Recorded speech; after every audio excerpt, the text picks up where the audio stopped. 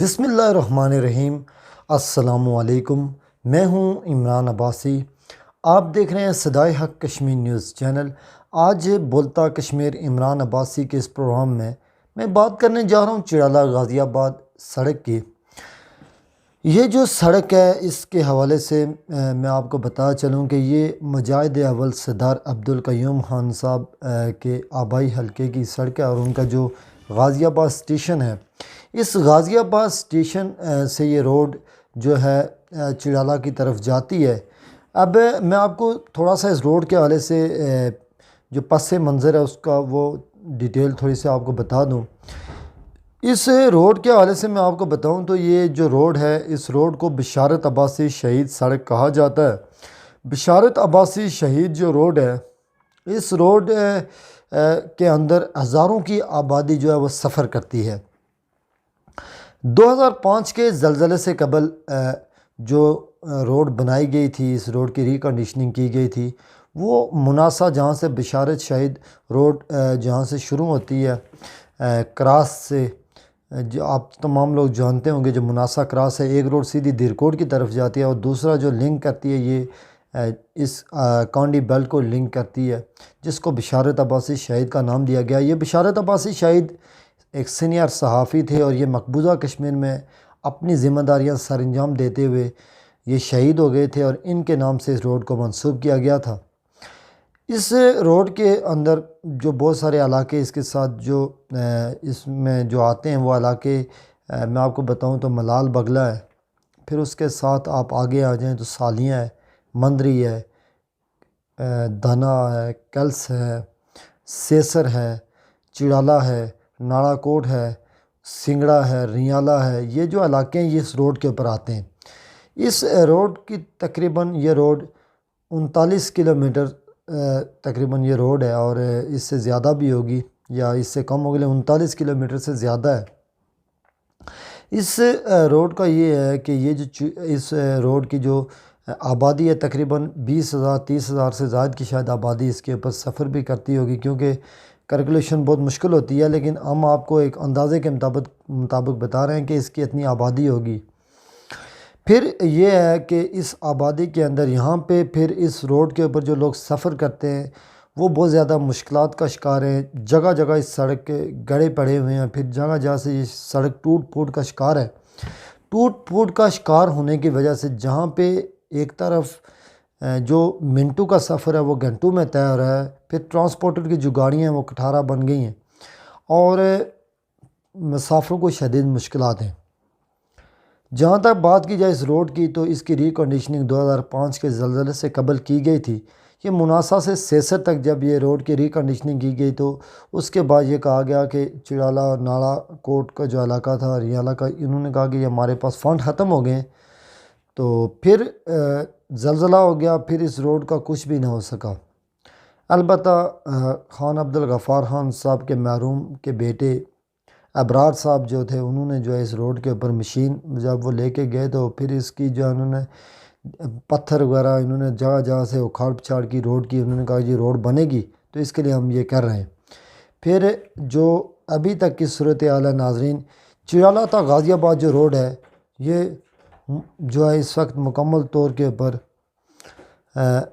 تباہ حالی کا شکار ہے، اور اس روڈ کے اوپر پیدل سفر کرنا بھی ناممکن ہو چکا ہے۔ اب جہاں تک بات کی جائے اس روڈ کے جو مسائل ہیں، اس روڈ کے مسائل میں سب سے پہلا مسئلہ یہ ہے کہ آپ فوٹیج میں بھی دیکھ رہے ہوں گے، جو میں ویڈیو چلا رہا ہوں، ایک تو گاڑیوں والے جو ہیں ان کی گاڑیاں مکمل طور پہ تباہ ہو رہی ہیں، خاص کر کے یہاں پہ حادثات ہو رہے ہیں چڑالہ سے غازی آباد کی طرف۔ پھر اس روڈ کے حوالے سے جو انہوں نے جو 4 کلومیٹر 2 کلومیٹر جو روڈ دیا، وہ پھر واپس مناسا سے سالیاں والی سائڈ سے وہ اس کو پختہ کر رہے ہیں، اس کی ریکنڈیشننگ کر رہے ہیں، لیکن وہاں کے جو لوگ ہیں سالیاں کے لوگ، وہ یہ کہہ رہے ہیں کہ اس کی جو ریکنڈیشننگ کی گئی ہے انتہائی جو ہے وہ ناقص مٹیریل کا استعمال کیا گیا، وہ دوبارہ وہ روڈ تباہ ہو گئی ہے۔ میں اب بڑا پریشان ہوتا ہوں جب دیکھتا ہوں کہ آخر کیا وجہ ہے کہ چڑالہ غازی آباد روڈ کیوں نہیں تعمیر ہو رہی ہے، اس کی ریکنڈیشننگ کیوں نہیں رہی۔ بازار کی روڈ بھی جو ہے میں آپ کو بتاؤں تو چڑالہ جو بازار ہے اس کی روڈ کا بھی یہ مسئلہ ہے کہ اس کی روڈ بھی ابھی تک تعمیر نہیں ہو سکی ہے، بس دیواریں وغیرہ تھیں وہ، کیونکہ وہاں پہ مٹیریل پتھر وغیرہ ویسے ہی نکلے ہوئے تھے بازار کے، تو ٹھیکیدار کو سمجھے فری پڑ گئے وہ پتھر وغیرہ، اس نے دیواریں تو ایک دم لگائی لیکن باقی جو کام تھا وہ اس طرح ادھورا پڑا ہوا ہے۔ اخبار کے اندر، میڈیا کے اندر دینے کا، خبر دینے کا یہی ہوتا ہے کہ لوگوں کے مسائل کو جو ہائی لائٹ کیا جائے، لیکن افسوس یہ ہوتا ہے کہ ہمارے جو لوگ ہیں ان لوگوں کو فالتو چیزوں کے لیے ٹائم ہے، مزاحیہ چیزوں کے لیے، دیگر سیاسی چیزوں کے لیے، لیکن جب مسائل کے اوپر بات آتی ہے تو ہمارے لوگ پتہ نہیں گونگے بہرے ہو جاتے ہیں اور پھر 81 کی گولیاں کھا کے سو جاتے ہیں، اور یہ بڑا افسوسناک عمل ہوتا ہے۔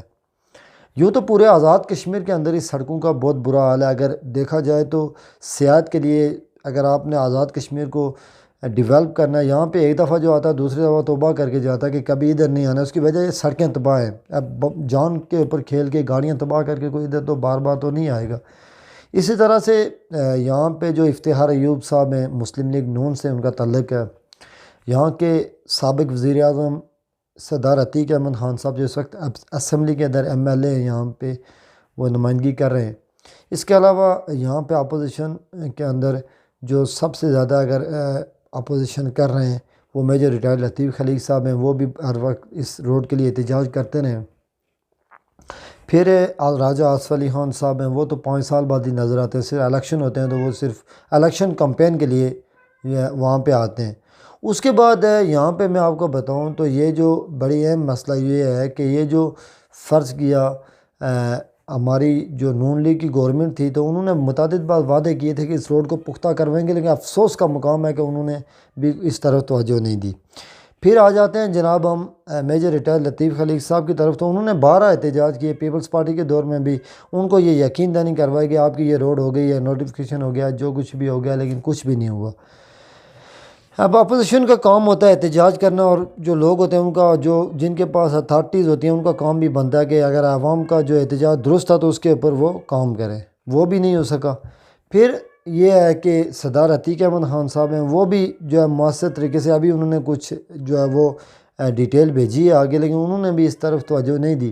میں سمجھتا ہوں کہ بشارت شہید روڈ، خاص کر کے چڑالہ غازی آباد روڈ جو ہے، اس کو تو فی الفور تعمیر ہونا چاہیے۔ یہ اگر کچھ لوگ، اگر ہمارے جو لوگ اس روڈ پہ سفر نہیں، وہ ایک دفعہ آئیں، آپ نے دیکھا ہوگا تو بہت بری حالت ہے اس روڈ کی۔ پھر یہ ہے کہ اس کے بعد میں جو ہے وہ پوری مکمل سالیاں والے جو لوگ ہیں ان کو بھی تکلیف ہے ہر جگہ، لیکن میں اس لیے آپ کو کہہ رہا ہوں کہ یہ چڑالہ غازی آباد جو روڈ ہے اس کی حالت بہت خراب ہے اور بہت زیادہ یہ تباہ حال ہو چکی ہے۔ سردار عتیق صاحب تک یہ ویڈیو ضرور پہنچے گی، ان کے لوگ بھی مجھے دیکھتے ہیں، مسلم کانفرنس کے لوگ بھی دیکھتے ہیں، PTI کے، جماعت اسلامی کے لوگ دیکھتے ہیں۔ تو دوستوں اور بھائیوں، ہمارا کسی جماعت سے تعلق تو نہیں ہے، ہم آپ کو سپورٹ ووٹ ایک اپنی جگہ ہوتی ہے، وہ کسی بھی جماعت کو بندہ دے سکتا ہے، لیکن ہم کسی بھی جماعت کے اس طرح سے سپورٹر نہیں ہیں کہ کھل کے ہم کہیں کہ ہم اس کے کارکن ہیں، لیکن ہم صرف آپ سے یہ اپیل کرنا چاہیں گے کہ خدا را کہ اس روڈ کا کچھ کیا جائے۔ یہ روڈ بہت تباہ حال ہو چکی ہے، اس روڈ کے اوپر سفر کرنا اب ناممکن ہو چکا ہے اور بڑا برے حالات ہیں اس روڈ کے۔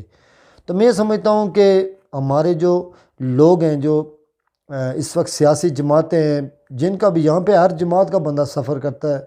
دیکھیں روڈ جو ہوتی ہے یہ کسی ایک فرد کی نہیں ہوتی ہے، ہر بندہ اس کو یوز کرتا ہے۔ تو میں یہ سمجھتا ہوں کہ اس روڈ کے اوپر فی الفور کام ہونا چاہیے۔ چڑالہ بازار کے اندر جو اس وقت تباہ حالی ہے، کیچڑ کی وجہ سے، گرد و غبار کی وجہ سے لوگ مختلف بیماری میں ہیں، اور اس کے علاوہ کاروبار بھی بالکل تباہ ہے۔ تو اس روڈ کا، چڑالہ بازار کی روڈ کا بھی کام بند ہے، تو خدا را اس کا کام بھی شروع کیا جائے۔ میں پرائم منسٹر آزاد کشمیر راجہ فاروق قادر خان صاحب کو کہنا چاہوں گا کہ کم از کم زیر تعمیرات ہیں، اس کے علاوہ سردار عتیق صاحب ہیں، جو بھی لوگ دیکھ رہے ہیں تو خدا را اس کا نوٹس لیں اور یہ کام شروع کروائیں چڑالہ بازار کا، اور اس روڈ کا، خاص کر کے چڑالہ غازی آباد روڈ کا۔ تو میرا یہ ویڈیو بنانے کا مقصد ہرگز یہ نہیں ہے کہ کسی کے اوپر میں تنقید کروں، ہم یہ چاہتے ہیں کہ کام ہونے چاہیے لوگوں کے، ہم اس کی نشاندہی